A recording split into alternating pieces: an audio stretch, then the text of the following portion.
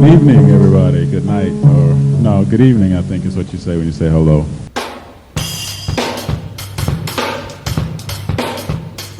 Talking Dirty with Maestro. Not just numbers, not just stats. it's about what they mean. I'm going to send to you the information. Talking Dirty. Yo. Hello and welcome to Talkin Dirty with your boy.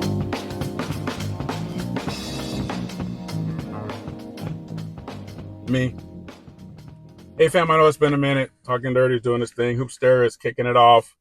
Got the second half of the grade 8 kicking in tonight, getting ready for our quad. Illinois versus Xavier, San Diego State versus UCLA. So far, me and my bet with my man Big Bob, my fun size boo, I'm on top of the game. I think we both pick Alabama. I did pick SMU over Louisville. I'm not going to brag about that. That's not something you brag about. You know, you don't tell everybody that you were right, you know, when you're right. Like, you know, and I'm just too much of a professional to do that. So I'm not going to brag about being right about that game. But it is. Okay, all right. I'm cool. So let's talk about the reality of some of your Ask Maestro questions. And we're talking about the teams that are getting some of our prep players that have committed to some of the top teams that we've seen this season here in SMU. I'm sorry. SWU. Apologize. SimWorld U. So I'm like, because I'm thinking about SMU, about what a smart pick that was by somebody. And no, okay, all right, that's enough. I'll say what I said again. Bama's reloading. So think about this. Bama's on their way in. They have Leonardo Fields, the Great Ninja Turtle, Kai Killens, and Almighty Soul coming there next year. They're reloading. And to expect anything less of them next season, I think is going to be a failure on anybody's part. So I can't really give them mad expectation points. Like, this is where we expect them to be, especially with the talent that they're getting in. UNC, or University of North Carolina, UNC. Same thing, Trevon Patrick and Marco Jacobs.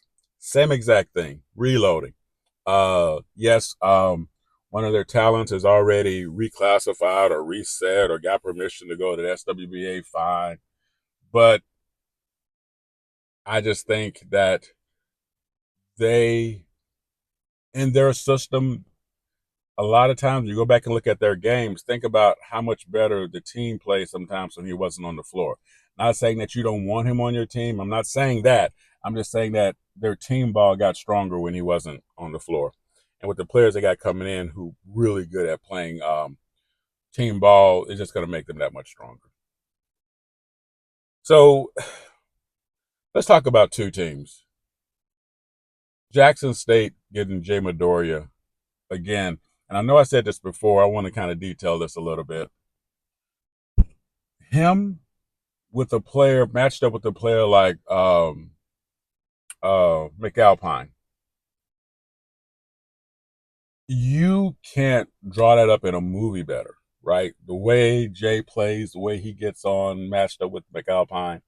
I think that's win-win across the table for Jackson State. I think that's going to make them more solid, and I think it's going to make them deadly on all four layers of the game. And I'm adding in the transition layer, you know, in terms of being able to score, being effective, being impactful. And the other team, I'm going to stay in the same state here, Mississippi State getting Jackson Sutton, impressive across the table, and Juan Vazale. Again, over the top impressive. What that team is going to be able to do, I think they're going to bring themselves out of the shadows. And I thought about this from one of the last Ask Maestro questions. I expect Mississippi State to be amongst the largest, taking the largest leaps from one season to next, coming in for next year, and down for it. I've already talked about how the biggest leap I've already said is going to be Syracuse with Coach Drayton, adding in Abdul Salamaka, JJ Hoops, and Caleb Boateng. I've already stated that, and I'm going to stick with that. That's just what it's going to be. But I think I want to give you another surprise when we talk about some stuff. Who knew to say?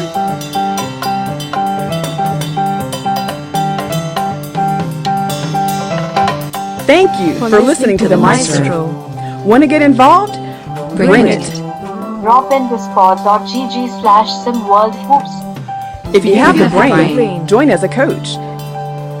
If you have the game, join as a player. see the game, be the game. game.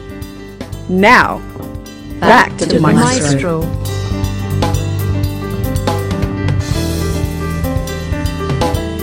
Sorry. We'll be right back. Okay, we're back. And welcome back to Talkin Durty with your boy.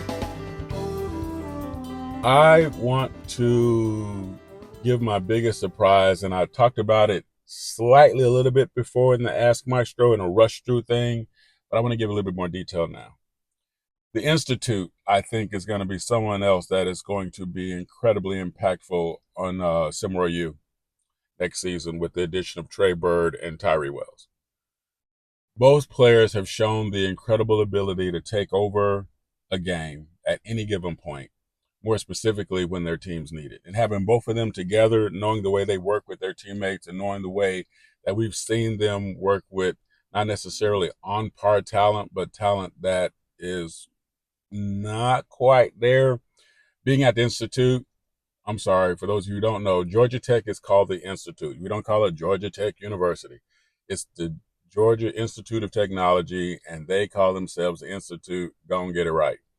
What they're going to be able to do there next season in SimWorld U, I think, is going to be almost as impressive as what I'm expecting out of Mississippi State and expecting out of Syracuse, because of the way that those two cats play. And quite frankly, to see them together on a higher level, I think is going to be, I don't think explosive is even the word. I think it's going to end up being a lot more dynamic than that. And I'm here for it 100%. So, you guys have sort of mentioned out some teams and talked about some teams that you expect to go forward next year. And I really want to know what you think. We know in the rest of the grade 8 here tonight, Illinois, Xavier, San Diego State, and UCLA.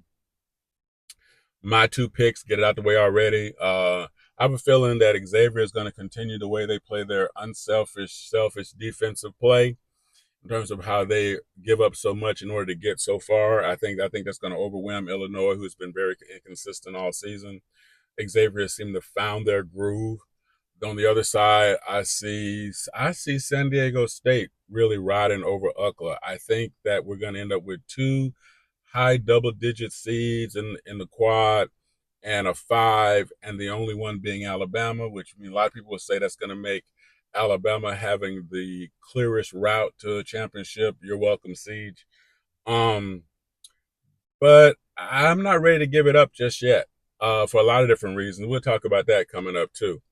So who you think is going to go on?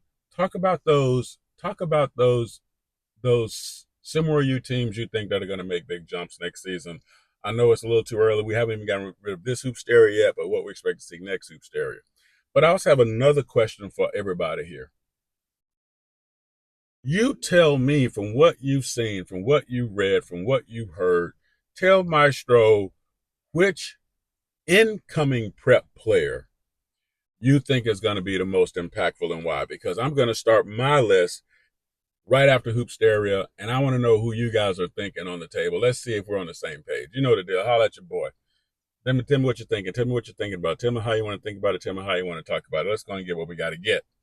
And y'all know the rules. No matter what else we do, we never what? Let Jason Bourne borrow our car. Like I need to talk to somebody.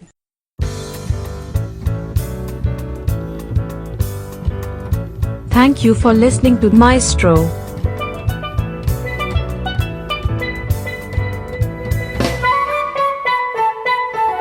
Thank you again for checking out Maestro. Drop a tag below and give us a piece of your mind. See you next time.